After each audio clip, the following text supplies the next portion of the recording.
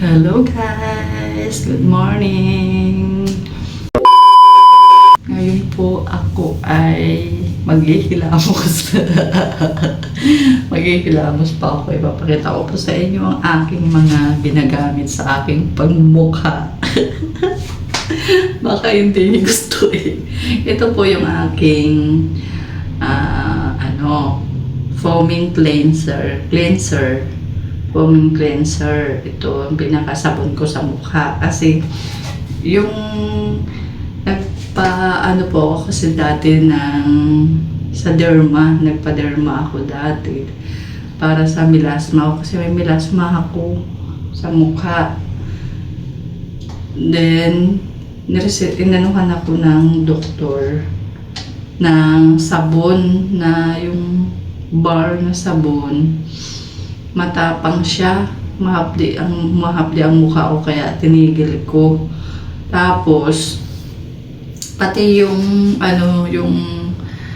toner, in-stop ko din yung nireseta sa akin ng derma kasi mahapdi, sobra ganun ka sensitive yung skin ko, guys. Hindi lang halata na sensitive yung skin ko.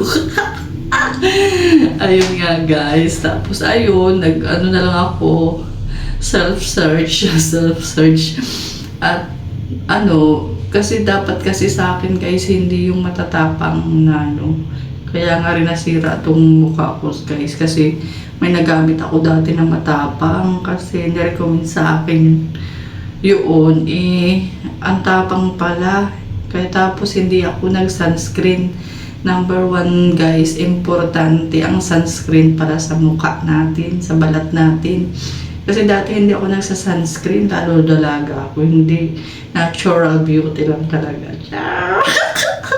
Ngayon, kung kailan tumanda na ako guys, saka ako nag-sunscreen na yan, yung mga nilalagay-lagay sa mukha. Kasi nga, nasira na yung mukha ko guys. Dati na nasira, lalong nasira. Ayan nga guys, patalastas. At ayun nga, ngayon maghihilamos na ako, okay?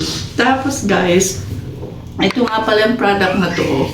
Ito yung ina-affiliate ko na ito, sa gabi lang siya guys gagamitin. Ngayon, umaga ngayon, kaya hindi ko siya gagamitin. Ito yung ginagamit ko talaga sa gabi. Mo lang siya mabuti. Pag mamayang gabi ako ng video, pakita ko sa inyo na ginagamit ko talaga siya. In fairness, okay siya guys. Siguro mga 2 weeks na ako gumagamit nito. Then, ngayon guys, umaga, maghilamos muna ako. Wait talaga. Okay, mumug lang.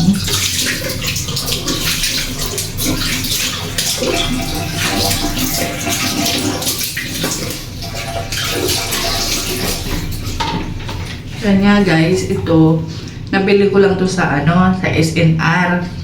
Ito na rin ginagamit ng mga anak ko. Ganito na din, kaya tig-ace kami. Wala na, paubos na. Hindi na ulit nakapunta SNR eh. Ayan guys, ito. Deep Clean Brightening Foaming Cleanser. Yan. Siya yung ginagamit ko guys. Then, pang-cleanser lang to guys, foaming. Kasi nga guys, hindi pwede yung balat ko sa matatapang na sabon. Dati nga, nag-try ako kasi nakita ko naman sa iba maganda yung sa kanila, maganda yung effect. Kaso iba-iba nga pala kasi talaga ang type ng skin natin. Meron kasing iba na kahit anong gamitin hindi nasisira, di ba, okay lang. Ako hindi napaka-sensitive. Tulad ko, sensitive. Ganon guys. Okay.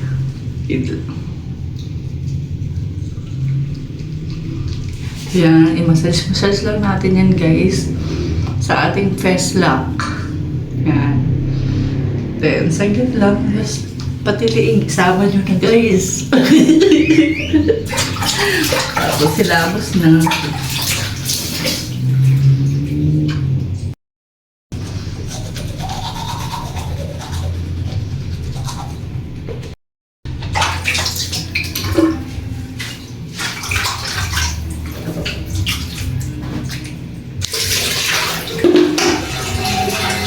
Ayan na guys, tapos na ako hilamos.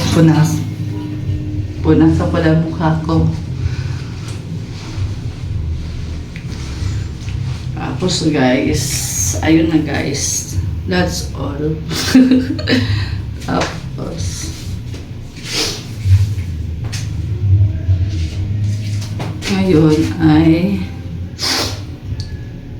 after ko sabon na mukha, maghugas, maglinis, pagbanlaw, ay ito namang toner na nabili ko lang sa TikTok guys.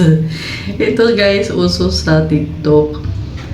Dapat guys, original na pangalan guys, dapat na mabili nyo ay Kinea. K-N-I-Y-E-A. Bahala kayo kung anong basa nyo dyan. Basta ito, iba lang yung kulay nito guys, kasi nilagyan ko siya ng cloves. Kasi sabi, maganda raw pag may cloves, kaya nilagyan ko lang. Pero kung nasa sa inyo po kung gusto nyo lagyan o hindi. Pero maganda po siya kasi hindi po siya mahapdi sa mukha. Tsaka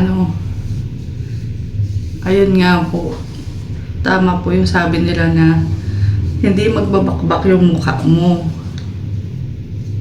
Pero puputi siya. Hindi siya nakabakbak. Kaya dito hiyang yung mukha ko, yung mga ganito, yung mga mild lang. Hindi matatapang.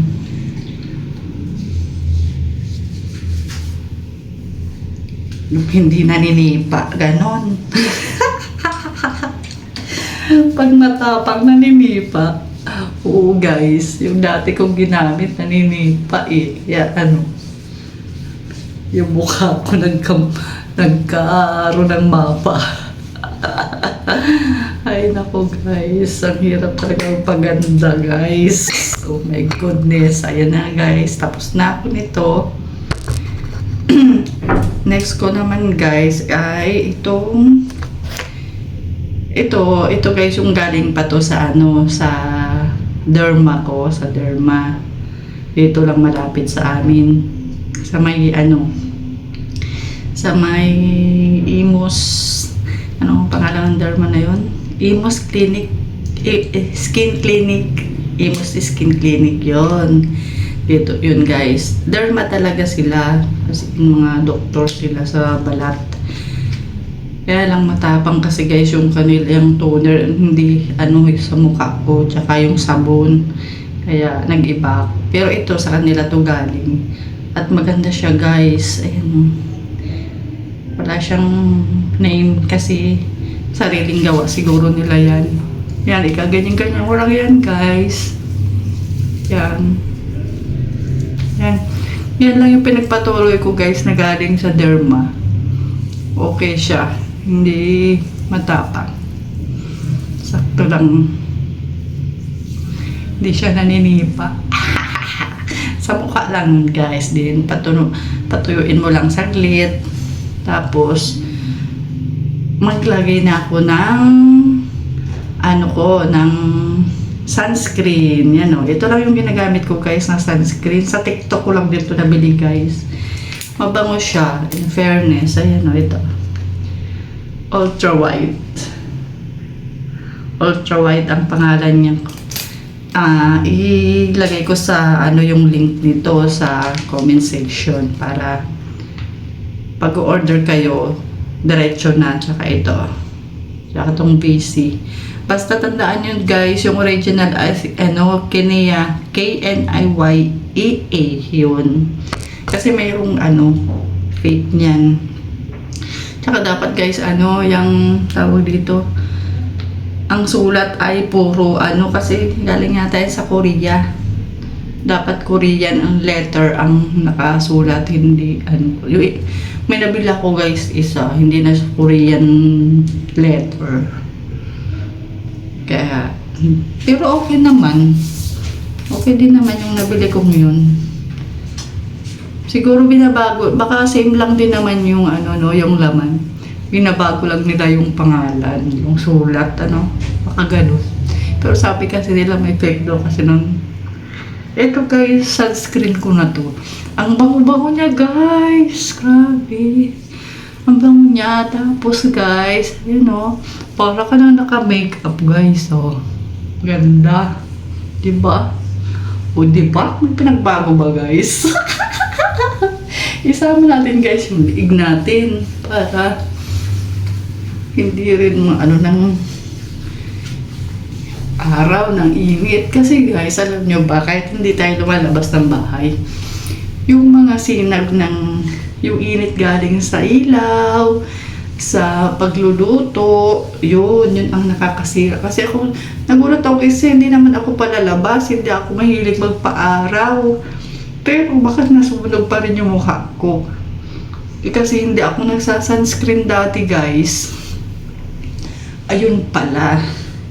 Sabi nung derma, kahit pala daw ano, yung init ng apoy sa pagluluto, nakakasunog din pala ng mukha natin. Kaya sa umaga bago kayo magluto, after hilamos nyo, maglagay kayo ng sunscreen.